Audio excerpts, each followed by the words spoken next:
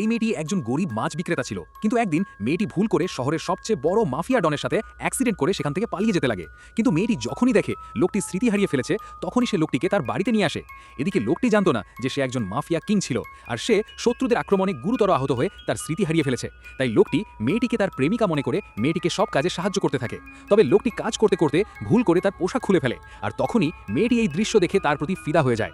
আর মেয়েটি লোকটির পেটের ট্যাটু দেখে বুঝতে পারে লোকটি আসলেই শহরের মাফিয়া কিং। কিন্তু একদিন মেয়েটি বাড়ি ফিরে এসে দেখে পুরো রান্নাঘরে রক্ত পড়ে আছে, যা দেখে মেয়েটি মনে করে লোকটি কাউকে মেরে ফেলেছে। তাই সে চুপি চুপি লোকটিকে দেখতে আসে, আর তখনই সে দেখতে পায় লোকটি মাছ কাটছে, যা দেখে মেয়েটি তাকে প্রশংসা করে সেখান থেকে চলে আসে।